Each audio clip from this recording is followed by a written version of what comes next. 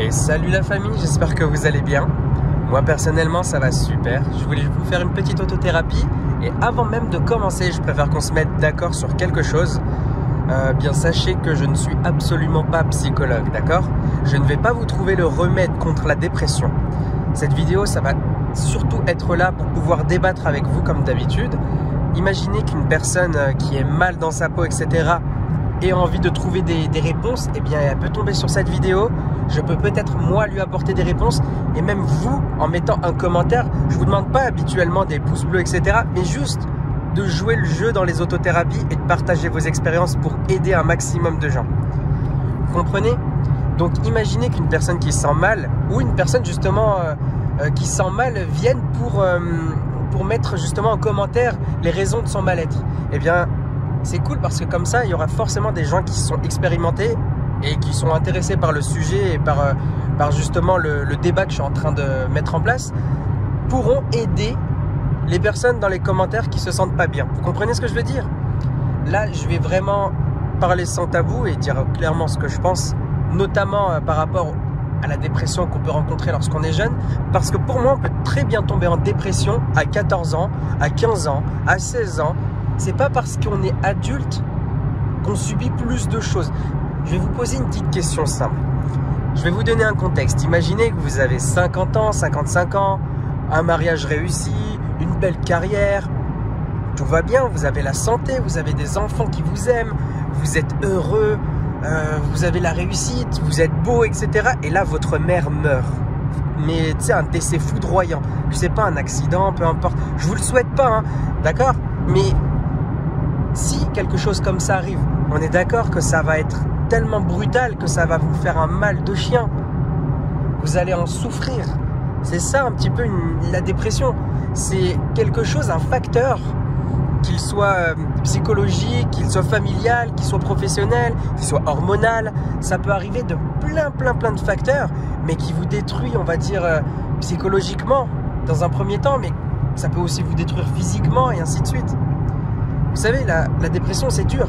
Et si je vous mets ce contexte, donc de la personne de 50 ans, de la cinquantaine qui en souffre, est-ce que vous pensez que si une personne de 14 ans rencontre exactement le même problème, va souffrir beaucoup moins?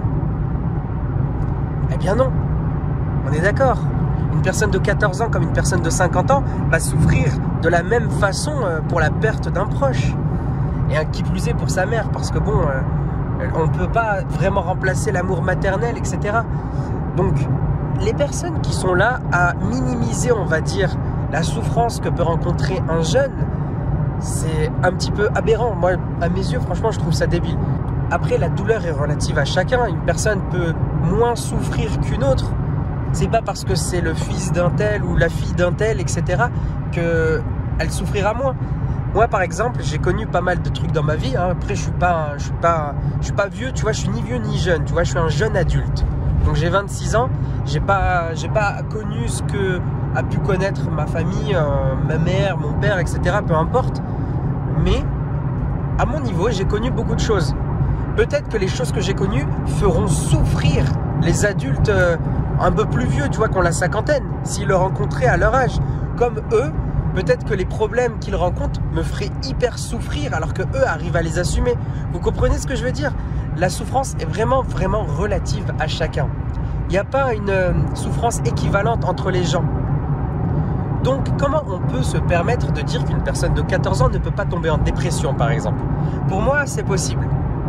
À mes yeux, c'est totalement possible. Et c'est pour ça qu'il faut les aider et ne pas minimiser leurs problèmes en leur disant « Oh, mais tu verras, quand tu seras vieux, tu vas payer tes impôts, ça va être dur. Oh, tu verras, quand tu vas être marié, ça c'est rien de perdre ta copine, etc. Tu verras, quand tu seras marié, qu'elle divorcera. » Tu vois, ça c'est des... Comment dire? C'est comme si en gros on minimisait le truc en disant bon il y a pire. Mais non, c'est pas ça qu'il faut faire.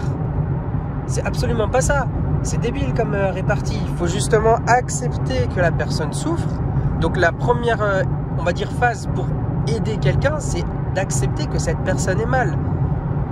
Et une fois qu'on accepte, déjà la personne va se sentir comprise, tout simplement. Parce que vous avez fait preuve d'empathie. Et c'est peut-être ça que la personne cherche en premier lieu. Quand quelqu'un vient et vous dit « Putain, je vais pas bien », vous n'allez pas lui dire « Mais non, tu vas bien, t'inquiète ». Non, vous allez essayer de comprendre et « Ok, je comprends, maintenant, voilà ce que je te propose comme solution ». Tu vois, faut pas lui dire « Non, ça va pas et tiens, fais ça, ça ira mieux ». Non. Si c'était aussi simple, bah alors on n'irait pas voir les docteurs, tu vois, on n'irait pas voir les médecins, etc. On se dirait juste « Bah tiens, oh, j'ai un rhume, c'est pas grave, il y a des gens qui ont le cancer, c'est pas grave, je vais pas me soigner. Il y a pire dans la vie. » C'est une logique totalement débile, on est d'accord. Parce que pourtant, c'est ce qu'on dit aux plus jeunes, vous voyez. On est là à dire, nous, on a des problèmes plus importants, donc eux, ils n'ont pas trop leur mot à dire. Et pourtant, eux, ils souffrent à leur niveau parce qu'ils n'ont pas plus d'expérience que ça. Et finalement, ça crée du malaise, ça crée un mal-être et c'est mauvais. Moi, personnellement, je trouve ça un peu mauvais. Plutôt que de tendre la main à des gens qui sont en peine, il y a certaines personnes vraiment qui minimisent le truc. Donc ça, c'est la première partie. Je trouve après que la dépression, c'est quand même quelque chose, un sujet extrêmement vaste et c'est pour ça que je vous en parle. Il y a des personnes qui peuvent souffrir de ça pour, comme je vous dis, par exemple pour une perte de quelqu'un, donc psychologiquement ça va pas. Il y en a peut-être qui sont en dépression parce qu'ils n'aiment pas leur travail et ils se forcent à faire quelque chose. Il y en a par exemple qui subissent du harcèlement. Et oui, il y a d'autres facteurs qui peuvent aggraver la situation et rendre une situation insupportable. Tu sais, il y a de l'harcèlement au travail par exemple, de l'harcèlement sexuel, etc. Et c'est quelque chose qui peut affecter notre mental, tout simplement.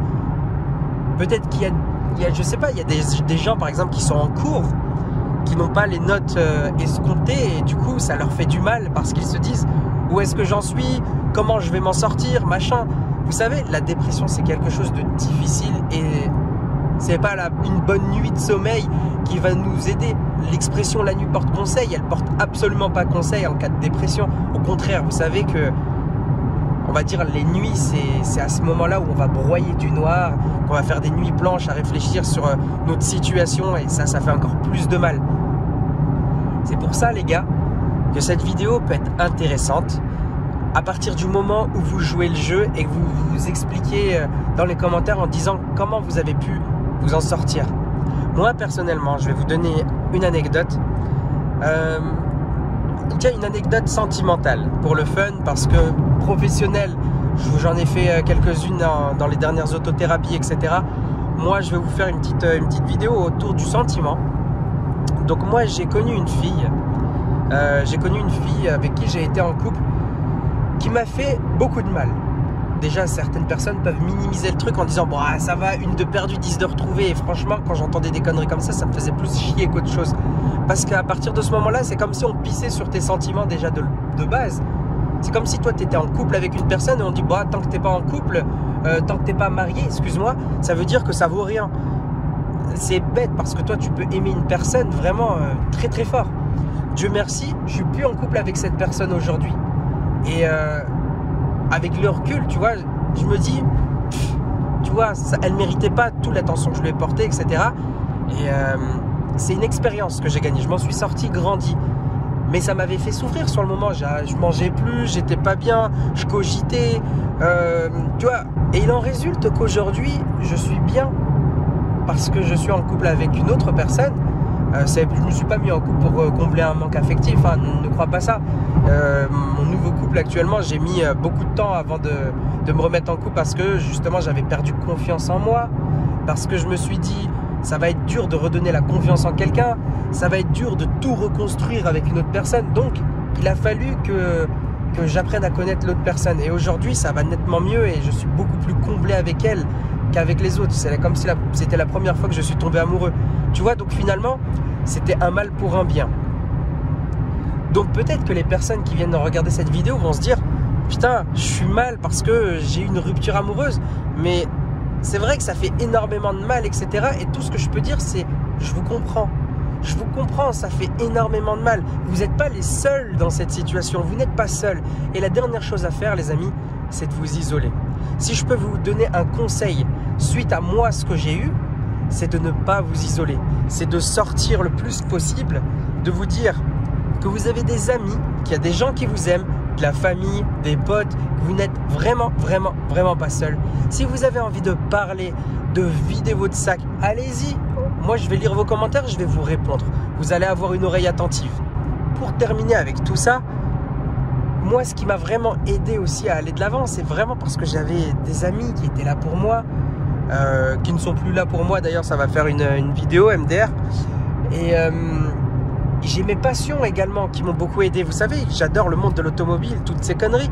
Vous allez trouver ça un peu bête, mais au moment où j'ai acheté ma voiture, ça m'a tellement empli de joie. Je me suis tellement rendu fier de moi de me dire « Putain, j'ai enfin acheté une voiture !» qui me fait plaisir. Tu sais, c'est peut-être débile, mais c'est un objectif que j'ai réussi à remplir. Donc ça m'a rendu fier de moi. Donc j'ai repris un peu plus confiance en moi. Vous savez, il y en a qui font du sport collectif. Et du coup, ça aide à sortir du quotidien. Après, au niveau du travail, ça doit être pareil. Pouvoir parler avec les gens. Peut-être qu'un œil extérieur peut vous dire « Écoute, ça va pas, c'est pas normal. Cette situation, tu ne dois pas la supporter. Tu es en train de t'accabler. » Non, ça ne vient pas de toi. Le souci, ce n'est pas toi. Donc arrête de te sentir mal parce que ça ne vient pas de toi. Le problème vient de quelqu'un d'autre. Vous savez, on a tous besoin des fois de repartir à zéro. Et pour repartir à zéro, vaut mieux, c'est con, hein, mais pas repartir tout seul. Repartir avec des bonnes bases, avec des personnes qui vous aiment. Et ces personnes qui vous aiment, une fois que vous repartez avec des bonnes bases, ça va devenir des piliers pour votre vie. Voilà le conseil, moi, que je peux vous donner. Après, voilà, je suis personne pour vous donner des conseils. Hein. Il y en a qui ont connu la guerre avant moi. Hein, tu sais, genre, mais ces personnes-là n'ont peut-être pas connu ce que moi j'ai connu dans ma vie. On ne se connaît pas, on est tous fait pareil, on a tous le même cerveau, mais on n'a pas tous les mêmes émotions et les mêmes ressentis. D'accord? On ne pense pas tous de la même façon, on ne réagit pas tous de la même façon aux choses. Alors, si vous vous sentez mal pour X ou Y raison, ne vous isolez pas. Voilà le conseil que je peux vous donner, moi personnellement. Si d'autres personnes veulent donner des conseils dans cette vidéo, lâchez-vous. Vous avez les commentaires pour ça. Personne ne se moquera de vous. Personne ne vous jugera. Je suis là justement pour réguler les commentaires, etc. J'ai une bonne équipe de modération. Personne ne se moquera de vous. Personne ne vous fera du mal. Vous êtes libre. Vous avez le droit de parler et des gens seront là pour vous écouter. Donc la famille, pour cette vidéo, je sais que là, j'ai juste touché la surface. Je me servirai, on va dire, des commentaires de certains pertinents pour pouvoir creuser un peu plus dans une prochaine vidéo. Donc, il y aura une partie 2 à celle-ci qui sortira peut-être pas les prochains jours, mais peut-être plutôt dans les prochaines semaines, voire les prochains mois, une fois que j'aurai récolté un peu plus de commentaires, etc. Et je tiens vraiment à remercier toutes les personnes qui vont vraiment jouer le jeu et mettre des commentaires, parce que ces personnes-là ont compris le but de l'autothérapie. D'ailleurs, toutes mes vidéos autothérapie, badge autothérapie dans cette playlist-là, vous êtes libre d'écrire des commentaires. Sachez juste que ça va vraiment aider les gens. C'est vraiment super et je vous remercie de vive voix à tous ceux qui jouent le jeu. Vous êtes vraiment des gens courageux et c'est vraiment cool pour eux. Merci 1000 fois d'avoir regardé cette vidéo jusqu'ici. Je vous souhaite à tous une bonne continuation. N'hésitez pas une fois de plus à partager la vidéo pour que ça touche un maximum de personnes. Vous savez, évidemment sur YouTube, plus des gens regardent la vidéo et plus on récolte d'avis, plus on se crée une communauté. Vous savez que moi j'aimerais bien avoir une communauté de gens et de passionnés d'automobile déjà dans un premier temps, mais aussi de gens qui ne sont pas individualistes, qui ont le cœur sur la main et surtout qui pensent à l'autre. Voilà, c'est surtout pour ça que je suis sur YouTube, comme je vous le rappelle. Donc je vous souhaite à tous une bonne journée, bonne soirée. À l'heure à laquelle vous regardez cette vidéo, vous connaissez la chanson. Ciao et à une prochaine vidéo la famille.